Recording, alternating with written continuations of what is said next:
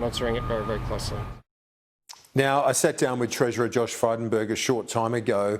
The full interview will air on the program just after 5 o'clock Eastern Daylight Time. But one of the things I asked him about was the impact of the home builder program. It's boosting the construction sector. But what happens when it phases out next year? Will there be a slump?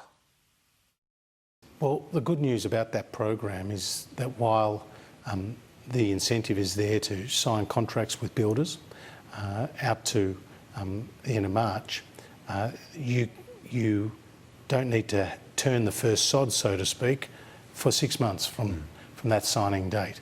That means that there will be a continued pipeline of work, not just into next year but beyond, and you've heard that from the building industry themselves, who have described this as a remarkable program. Are you open to social housing? Well, this is working now in terms of the private sector. We already support social and affordable housing through bodies like NIFIC, which we put an extra $1 billion in the budget to. And so we do support there. We provide rent assistance as well, which is more than $4 billion a year. Job seeker, the unemployment benefit, yeah. You won't send it back to what it was pre-COVID, would you?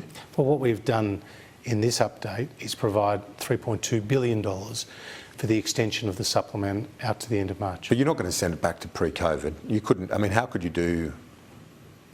Well, the best thing. Everyone from the Business Council to John Howard, your mentor, says it's too low. You're not going to send it back to pre-COVID. Well, Kieran, our focus is on getting people into jobs. What we saw pre-COVID with Job Seeker, or the equivalent, which was then New Start, is that people were moving from that unemployment benefit into work, by and large, and large numbers were doing that. But you can't so live what we want to do is the pre-COVID level, $40 a day. And it's going to be a different labour market as a result of COVID than it was pre-COVID, and we fully understand that. But okay, so you're not going to send it back to pre-COVID. Well, I'm not going to get into that level of speculation. Why don't you give the people some reassurance who find themselves unemployed? Well, the reassurance that we give the Australian people is that we will do everything to create jobs, and what we've seen in today's update is that the unemployment rate will come down faster than we even expected at budget 10 weeks ago. I read Paul Kelly's piece at the weekend, an excellent piece about how what Chris Richardson said, you landed the plane on the Hudson River, basically, in an economic sense. But you spoke to John Howard in the teeth of the crisis, and you told him what you were thinking of doing on JobKeeper. I said, as a Liberal, this is not the type of intervention I ever thought I would be announcing. And John Howard said that during crises such as these, there are no ideological constraints. Talk me through how reassuring, how important that was for Mr. Howard to say that at that point, because obviously it goes against the grain for a Liberal to do what you did. Well, John Howard is a great Australian and a great Prime Minister of this country, and he's somebody who I had the wonderful privilege of working for, and I respect him greatly.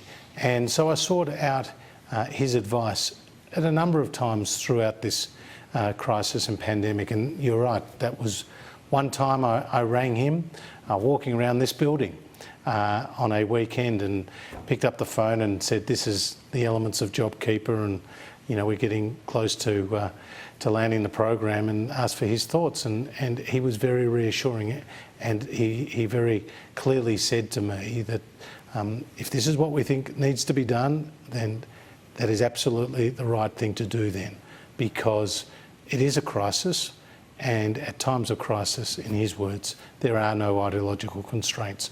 So you just do, obviously, what is best for the country every day that you're in this job, and that was one day we did as well. And I'm really pleased with how JobKeeper has kept workers and their employees together, and as a result, we have seen a recovery in Australia that all Australians can be proud of. That full interview coming up in just under 2 hours from now.